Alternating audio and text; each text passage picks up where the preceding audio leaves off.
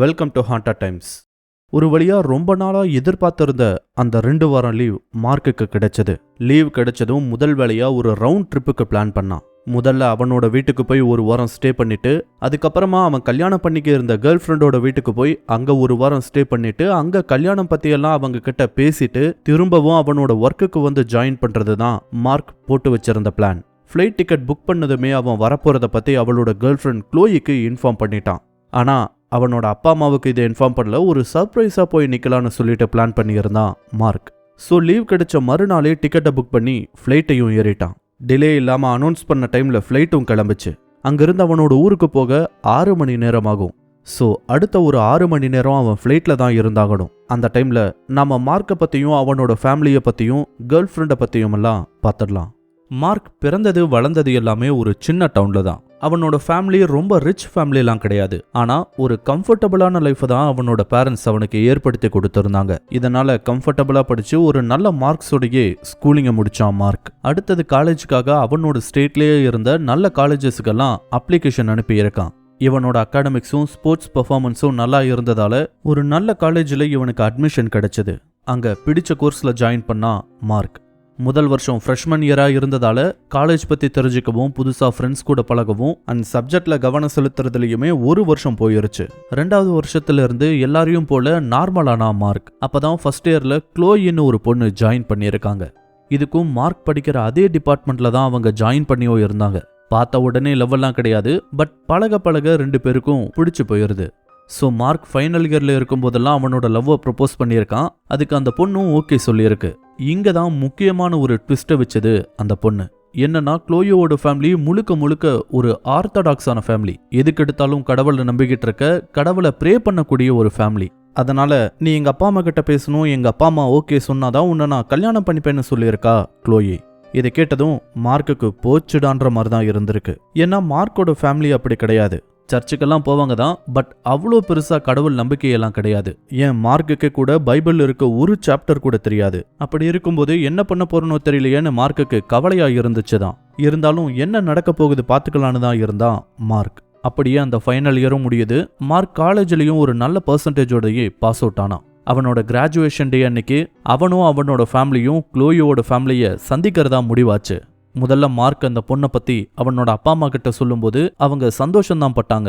ஆனா க்ளோயோட பேக்ரவுண்டை கேட்கும்போது இது நமக்கு சரியா வருமானு தான் கேட்டிருக்காங்க அவனோட அப்பாவும் அம்மாவும். இருந்தாலும் நான் பாத்துக்கிறமான்னு மார்க் சொன்னதும், எதுவா இருந்தாலும் உன் இஷ்டம் தான்ப்பா, சரி பார்த்து செய்யு சொல்லிட்டு அவங்களும் அமைதியாயிட்டாங்க. கிராஜுவேஷன் டேவும் வருது. அன்னைக்கான செலிப்ரேஷன் எல்லாம் முடிச்சதுக்கு அப்புறமா பக்கத்துல இருந்த ஒரு ரெஸ்டாரண்ட்ல மார்க்கோட ஃபேமிலியும் க்ளோயோட ஃபேமிலியும் சந்திச்சுக்கிட்டாங்க. சொல்ல போனா மார்க்கோட பேரண்ட்ஸுமே அப்பதான் அந்த பொண்ணை முதல்ல பார்த்திருக்காங்க. அந்த பொண்ணு பார்க்கும்போது மார்க்குக்கு நல்ல பேரா தான் இருப்பான்னு அவங்களுக்குள்ள பேசிக்கிட்டாங்க. அதுக்கப்புறம் தான் ஆரம்பிச்சது மார்க் எதிர்பாராத அந்த திருப்பங்கள் எல்லாமே. ரெஸ்டாரண்ட்ல பேசிக்கிட்டு இருந்ததால 2 ஃபேமிலியும் ஃபுட் ஆர்டர் பண்ணியிருக்காங்க. ஃபுட் வந்ததுமே மார்க்கும் சரி அவனோட பேரண்ட்ஸும் சரி அதை சாப்பிட ஆரம்பிச்சுட்டாங்க. ஆனா அந்த பொண்ணோட ஃபேமிலி கிட்டத்தட்ட 10 நிமிஷம் கிட்ட பிரேயர் சொல்லிட்டு தான் ஃபுட்லயே கை வச்சாங்க. அவங்க ஃபேமிலி கூட சேர்ந்ததும் அந்த பொண்ணும் அதே மாதிரி செய்ய ஆரம்பிச்சிருச்சு. இதை பார்த்த மார்க்குக்கு முதல்ல ஷாக்கா தான் இருந்துச்சு. ஏன்னா க்ளோயி அவன் கூட வெளியே சாப்பிட போகும்போதெல்லாம் இப்படி நடந்துகிட்டதே கிடையாது. அவளோட ஃபேமிலி கூட சேர்ந்ததும் இப்படி பண்றது மார்க்குக்கே கூட கொஞ்சம் வினோதமா தான் இருந்துச்சு. பட் ஸ்டில் என்ன பண்ண முடியும்? இது நடக்கும்போது மார்க்கையே பார்த்துக்கிட்டு இருந்தாங்க மார்க்கோட அம்மாவும் அப்பாவும்.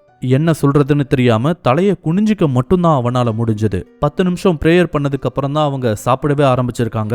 அது வரைக்கும் ஒரு கர்ட்டசிக்காக மார்க்கோட அம்மாவும் அப்பாவும் சாப்பிடாம அது வரைக்கும் வெயிட் பண்ணிக்கிட்டு இருந்திருக்காங்க. இன்னொரு எம்பாரசிங்கான விஷயம் என்னன்னா, அவங்களுக்காக காத்துக்கிட்டு இருந்ததை க்ளோயோட ஃபேமிலி மதிக்க கூட இல்ல. பிரேயரை முடிச்சதும் அவங்க பாட்டுக்கு சாப்பிட ஆரம்பிச்சிட்டாங்க. க்ளோயை பத்தியும் அந்த பொண்ணோட ஃபேமிலியை பத்தியும் ஃபர்ஸ்ட் இம்ப்ரெஷனே மார்க்கோட அம்மா அப்பாவுக்கு அவ்வளோ நல்ல விதமா இல்ல. என்ன நடக்க போகுதோ தெரியலையேன்னு மார்க்குக்கு ஒரு பக்கம் பக்குன்னு இருந்திருக்கு. அன்னைக்கு சாப்பிட்டு முடிக்கிறதுக்குள்ளார தொடர்ச்சியா ஒன்னு பின்னாடி ஒன்னா குத்தி காட்டுற மாதிரியே பேசிக்கிட்டே இருந்தாங்க க்ளோயோட அம்மாவும் அப்பாவும். அது எப்படி இருந்துச்சுன்னா, நாங்கெல்லாம் மேலானவங்க, உங்க கூடலாம் சாப்பிட்றதே பெருசுன்ற மாதிரியான ஒரு ஹையரார்க்கியை அவங்க காட்டிக்கிட்டே இருந்த மாதிரி இருந்துச்சு. ஸோ இது எப்படியும் நல்ல விதத்தில் முடிய போறதில்லன்னு மார்க்குக்கு ரொம்ப நல்லாவே புரிஞ்சுது. ரெஸ்டாரண்ட்ல சாப்பிட்டு முடிச்சதும் அங்கிருந்து கிளம்புறதுக்கு தான் அவங்க 2 பேருமே தயாரா இருந்தாங்க. இதை புரிஞ்சுக்கிட்ட மார்க் எப்படியோ பேசி அவங்கள தனியா கூட்டிட்டு வந்தான். அவங்க கிளம்புறதுக்கு முன்னாடி ஃபார்மலா அதை பத்தி சொல்லும்போது கூட க்ளோயோட பேரண்ட்ஸ் ரொம்ப பெருசா ரெஸ்பாண்ட் பண்ணவும் இல்லை. இது மார்க்குக்குமே கூட கோபத்தை ஏற்படுத்தி இருக்கு. மார்க் தனியா வந்ததும் அவங்கிட்ட அவனோட அம்மா சொன்ன முதல் விஷயம் என்னன்னா, இந்த ஃபேமிலி நம்மளோட ஃபேமிலிக்கு செட் ஆகிற மாதிரி தெரியல மார்க்குன்னு மட்டும் அவங்களோட டிசப்பாயின்மெண்ட்டை சொல்லியிருக்காங்க. மார்க் நினைச்சது ஒன்று நடந்தது ஒன்றா முடிஞ்சிருந்தது. அவங்க 2 பேரையும் அனுப்புனதுக்கு அப்புறமா அந்த பொண்ணை பார்க்க வந்திருக்கான். அப்போ அவளோட பேரண்ட்ஸும் கிளம்பி இருந்தாங்க. ஒரு மாதிரி டிசப்பாயிண்டடா வந்த மார்க்கிட்ட, உன்னை என்னோட பேரண்ட்ஸ்க்கு ரொம்ப பிடிச்சு போச்சு மார்க், நான் எவ்வளோ சந்தோஷமா இருக்குன்னு தெரியுமான்னு சொல்லிட்டு மார்க்கை ஹக் பண்ணிட்டு சந்தோஷமா பேச ஆரம்பிச்சிருக்கா. ஆனா மார்க்கோட மனநிலை அதை எதையுமே பெருசா எடுத்துக்கல. க்ளோயி அவளோட ஃபேமிலியை பார்த்ததும் அப்படியே மாறினது மார்க்குக்குமே கூட கொஞ்சம் வினோதமா தான் இருந்துச்சு. பட் என்ன பண்ண முடியும், போக போக எல்லாம் சரியாயிடும்னு நினைச்சான் மார்க். கிராஜுவேஷன்லாம் முடிச்சதுக்கு அப்புறமா ஒரு பெரிய சிட்டிக்கு வேலை தேடி போயிருக்கான் மார்க். முதல்ல ஒரு 6 மாசம் ரொம்ப கஷ்டப்பட்டாலும் எப்படியோ ஒரு நல்ல வேலையில செட்டில் ஆகியிருக்கான். இந்த டைம்ல அவனோட கேர்ள் ஃப்ரெண்டும் காலேஜ் முடிச்சிருந்தா. ஆனா அவளோட பேரண்ட்ஸ் நீ வேலைக்கெல்லாம் போக வேணாம்னு சொல்லிட்டு வீட்லயே இருக்க வச்சுட்டாங்க. ஸோ ஃபோன்ல மட்டும்தான் அவங்களோட கம்யூனிகேஷன் இருந்து வந்துச்சு. பல நேரங்கள்ல அவங்களுக்குள்ள சண்டை ஏற்பட்டிருக்குதான். பட் ஸ்டில் ஏனோ தெரியல அந்த பொண்ணை பிடிச்சிருந்ததால மார்க்னால அந்த பொண்ணை விடவும் முடியல. இப்படியோ ஒரு 4-5 வருஷம் கிட்ட இருக்கு. அண்ட் இந்த ரிலேஷன்ஷிப்பை அடுத்த கட்டத்துக்கு மூவ் பண்ண வேண்டிய ஒரு சூழ்நிலையும் மார்க்குக்கு ஏற்பட்டிருக்கு. இதை பத்தி அவனோட அப்பா அம்மா கிட்டையும் பேசியிருக்கான். அவங்க அரை மனசா அதுக்கு ஒப்புதல் தெரிவிச்சிருக்காங்க. இருந்தாலும் எப்படியாவது அவங்கள கன்வின்ஸ் பண்ணிடணுன்றதுக்காக தான் லீவு கிடைச்சதும் அவங்க கிட்ட சொல்லாம கூட சர்ப்ரைஸா அங்க போய் நிக்க முடிவெடுத்தான் மார்க். மார்க் சைட்ல இப்படிப்பட்ட விஷயங்கள் நடந்துச்சுன்னா க்ளோயி சைட்ல அப்படியே இதுக்கு எதிரான விஷயங்கள் தான் நடந்திருக்கு. க்ளோயோட ஃபேமிலிக்கு அவங்க பொண்ணை மார்க்குக்கு கல்யாணம் பண்ணி கொடுக்கறதுல எந்த விதமான அப்ஜெக்ஷனுமே இல்லை. க்ளோயோட ஃபேமிலியை பொறுத்த வரைக்கும் மார்க்கோட பேரண்ட்ஸ் எப்போ சொல்றாங்களோ அப்ப கல்யாணம் வச்சுக்கலான்ற மாதிரியான ஒரு முடிவுல தான் இருந்தாங்க. அப்படி இருக்கும்போது தான் க்ளோயோட ஃபேமிலி ஒரு சின்ன டவுனுக்கு மூவ் ஆகியிருக்காங்க. ஏன்னு கேட்டதுக்கு அங்க அவங்களுக்கு சொந்தமா பூர்வீகம் இடம் இருப்பதாகவும் அதை பார்த்துக்க ஆள் இல்லாததால அவங்க அங்க போறதாகவும் சொல்லியிருக்கா க்ளோயி. முதல்ல அவனுக்கு அது எந்த விதமான சந்தேகத்தையும் ஏற்படுத்தல. ஆனா நாட்கள் போக போக காட்சிகள் கொஞ்சம் கொஞ்சமா மாற ஆரம்பிச்சது. புது இடத்துக்கு போனதுக்கு அப்புறமா க்ளோயி முன்ன மாதிரி இல்லாம ரொம்ப கம்மியா தான் மார்க் கூட பேச ஆரம்பிச்சா. அவளோட பேச்சு மார்க்கை விட்டு பிரியற மாதிரிலாம் இல்ல. பட் ஸ்டில் ஏதோ ஒன்று வித்தியாசமா இருந்துச்சு. அதே மாதிரி க்ளோயோட ஃபேமிலி மெம்பர்ஸ் கூடயும் அவன் ரொம்ப நல்லாவே பேசிக்கிட்டு தான் இருந்தான். ஆனா ஏனோ தெரியல, புது இடத்துக்கு போனதுக்கு அப்புறமா ஏதாவது கேள்வி கேட்டா மட்டும்தான் பதில் வரும்ன்ற மாதிரியான ஒரு நிலையில தான் ஃபோன் பேச ஆரம்பிச்சாங்க க்ளோயோட ஃபேமிலி மெம்பர்ஸ் எல்லாருமே. இது போக போக அவனுக்குள்ள ஏதோ சந்தேகத்தை ஏற்படுத்தி இருக்கு. ஒருவேளை நம்மள வேணான்னு ரிஜெக்ட் பண்றாங்களோன்னு கூட ஒரு கட்டத்துல மார்க்குக்கு தோண ஆரம்பிச்சிருக்கு. இதை பத்தி க்ளோயி கிட்டையும் அவளோட அப்பா கிட்டையும் கூட நேரடியாவே கேட்டிருக்கான் மார்க். அப்படி கேட்டதுக்கு, அப்படியெல்லாம் ஒன்றும் இல்லை மார்க், இங்கே வந்ததுல இருந்து ஒர்க்கு ரொம்ப ஹெவியாக இருக்கு, அதனால தான் உன் கூட பேச முடியலையே தவிர மற்றபடி எந்த பிரச்சனையும் இல்லை. நீ எப்படியும் இங்கே வருவல்ல, வந்து பார்த்தா உனக்கே இங்கே இருக்க சூழ்நிலை என்னன்னு தெரியும்னு சொல்லியிருக்காரு க்ளோயோட அப்பா. இது ஒரு மாதிரி அவனுக்கு கன்வின்சிங்காக இருந்தாலும் ஏனோ பழையபடி எதுவுமே இல்லை, மொத்தமாக மாறி இருக்குன்றது அவனுக்கு ரொம்ப நல்லாவே புரிஞ்சுது. பட் ஸ்டில் என்னாக போகுது, க்ளோயை கல்யாணம் பண்ண உடனே நாம தான் சிட்டிக்கு வந்துட போறோமேன்னு அதை பற்றி அவன் பெருசாக கூட எடுத்துக்கல. இதுதான் மார்க்கோட பேக்ரவுண்ட். ஒரு வழியா 6 மணி நேரம் ஃப்ளைட்டுக்கு அப்புறமா அவனோட டெஸ்டினேஷன்ல இறங்கினா மார்க். அவன் வர்றதை பத்தி அவனோட சைல்ட்ஹுட் ஃப்ரெண்டை தவிர வேற யாருக்கிட்டையும் அவன் சொல்லவே இல்லை. ஸோ மார்க் வந்து இறங்கும்போது அவனோட ஃப்ரெண்டு தான் ரிசீவ் பண்ணாரு. ஏர்போர்ட்ல இருந்து அவங்களோட டவுனுக்கு போக 2 மணி நேரம் கிட்ட ஆகும். ஸோ முதல்ல சாப்பிட்டுட்டு அடுத்ததா அவங்களோட ஜேர்னியை கண்டினியூ பண்ணாங்க. போற வழியில அவனோட சிட்டி லைஃப் பத்தியும் மற்ற விஷயங்களையும் பேசிக்கிட்டே போனாங்க. இப்படியே சாயங்காலம் 7 மணிக்கிட்ட அவனோட வீட்டுக்கு ரீச் ஆனா மார்க். அப்போ சர்ப்ரைஸா போய் நின்ன மார்க்கை பார்த்து அவனோட பேரண்ட்ஸ் 2 பேரும் உண்மையாவே ஷாக் ஆகி தான் போனாங்க. அடுத்து வந்த 3 நாள் அவனுக்கு எப்படி போச்சுன்னே தெரியல. ஃப்ரெண்ட்ஸ் கூட வெளியே போறது, சில ரிலேட்டிவ்ஸ் வீட்டுக்கு போறதுன்னு பிஸியாவே இருந்தான் மார்க். அவன் அங்க போன 4வது நாள் ஈவினிங் வாக்கில் அவன் அங்க போனதுக்கான காரணத்தை மெல்லமா ஓபன் பண்ணியிருக்கான் அவனோட பேரண்ட்ஸ் கிட்ட. அதை பத்தி பேச ஆரம்பிக்கும் போது அவங்க சரியா பிடி கொடுக்காமையே தான் பேசியிருக்காங்க. ஆனா மார்க் விடுற மாதிரி இல்லை. அவனோட அம்மா என்ன சொன்னாங்கன்னா, அந்த பொண்ணு கூட ஓகே தான்ப்பா, ஆனா அந்த ஃபேமிலி ஏனோ எனக்கு பிடிக்கவே இல்லைன்னு சொல்லியிருக்காங்க. மார்க்கோட அப்பாவுக்கும் அதுதான் தோணியிருக்கு. இதை எதிர்பார்த்து தான் வந்திருந்தான் மார்க். மீதி இருக்க நாட்கள்ல எப்படியாவது அவங்கள கல்யாணத்துக்கு கன்வின்ஸ் பண்ணணுன்ற ஒரு முடிவோட அடுத்தடுத்த நாட்கள்ல அவங்க கிட்ட தொடர்ந்து பேசிக்கிட்டே இருந்தான். ஒரு வழியா அவன் கிளம்புறதுக்கு முதல் நாள் ராத்திரி அவனோட அப்பா அம்மா 2 பேரும் அவனோட கல்யாணத்துக்கு ஓகே சொன்னாங்க. அதை கேட்டு பயங்கரமா சந்தோஷமானா மார்க். இதை பத்தி க்ளோயி கிட்ட சொல்லலான்னு உடனடியா அவளுக்கு கால் பண்ணியிருக்கான். ஆனா ஏனோ க்ளோயியோட ஃபோன் லைன் அவனுக்கு கிடைக்கவே இல்லை. அதாவது அந்த பொண்ணு வேற யார் கூடயாவதெல்லாம் பேசிக்கிட்டல, அந்த பொண்ணோட ஃபோன் ஸ்விட்ச் ஆஃப்னு வந்திருக்கு. இதை கேட்டதும் என்ன இது புதுசா இருக்கேன்னு அவனுக்கு ஒரு டவுட் வந்திருக்கு. உடனே அவளோட அப்பா நம்பருக்கு கால் பண்ணியிருக்கான். அந்த மொபைலும் சுவிட்ச் ஆஃப். என்ன இது விளையாடுறாங்களான்னு அவனுக்கு ஒரு நிமிஷம் ஒண்ணுமே புரியல. குழப்பமான முகத்தோட உள்ள வந்த மார்க்கை பார்த்த அவனோட அப்பா என்ன ஆச்சு மார்க்னு கேட்டிருக்காரு. அதுக்கு நடந்ததையெல்லாம் சொல்லியிருக்கான் மார்க். இதை உன்னோட அம்மா கிட்ட சொல்லிடாத, பயங்கரமா அப்செட் ஆயிடுவா, நாளைக்கு காலையில எதா இருந்தாலும் பேசிக்கோன்னு அவனை அமைதிப்படுத்தி அனுப்பி வச்சாரு. மறுநாள் காலையில க்ளோயி நம்பருக்கு கால் பண்ணியிருக்கான். இந்த முறை கால் போயிருக்கு.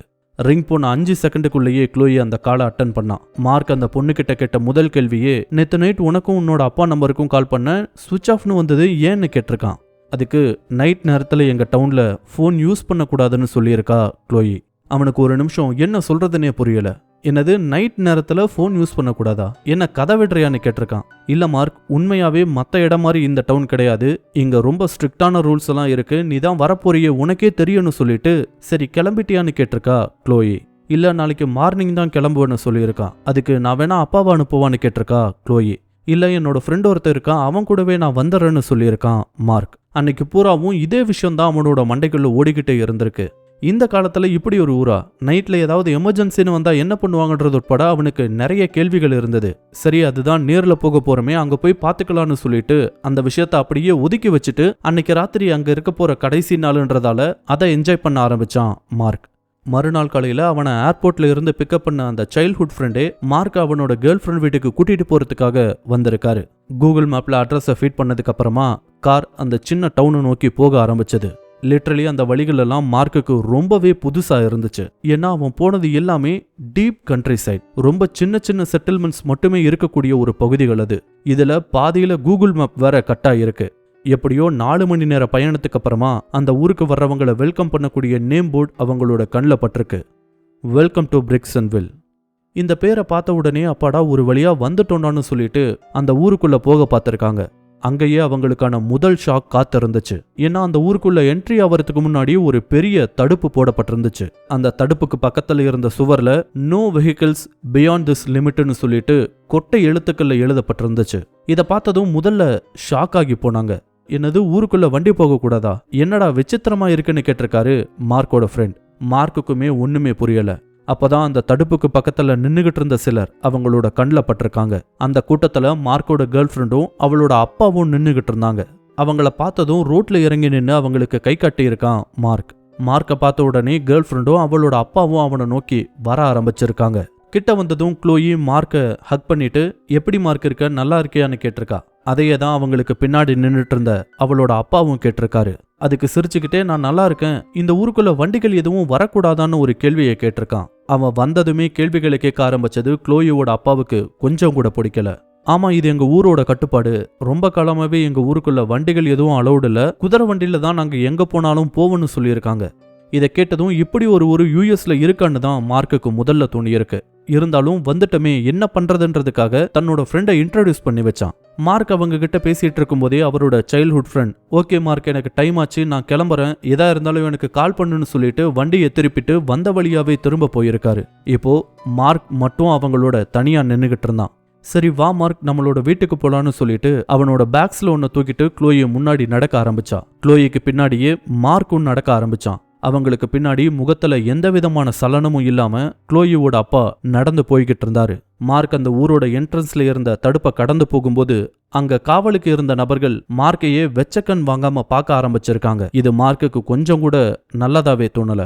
மார்க்கோட இன்ட்யூஷன் இங்க ஏதோ சரியில்லைன்றதை மட்டும் அவனுக்கு திரும்ப திரும்ப அலர்ட் பண்ணிக்கிட்டே இருந்திருக்கு. அண்ட் அது பொய்யாவும் போகல. மார்க் கொஞ்சமும் எதிர்பார்க்காத வகையில பிரிக்கின்சன்ல அவனுக்கு பல்வேறு அதிர்ச்சிகள் காத்திருந்துச்சு. அவை என்னென்னன்றத அடுத்த வீடியோல பார்க்கலாம். இந்த வீடியோ உங்களுக்கு பிடிச்சிருந்தா லைக் பண்ணுங்க, கமெண்ட் பண்ணுங்க, ஷேர் பண்ணுங்க. இதே மாதிரியான புதிய வீடியோக்களை பார்க்க மறக்காம ஹாண்டட் டைம்ஸ் சேனலுக்கு சப்ஸ்கிரைப் பண்ணுங்க. அண்ட் மறக்காம நோட்டிபிகேஷன் பெல் ஐகானையும் கிளிக் பண்ணி விடுங்க. தேங்க்யூ.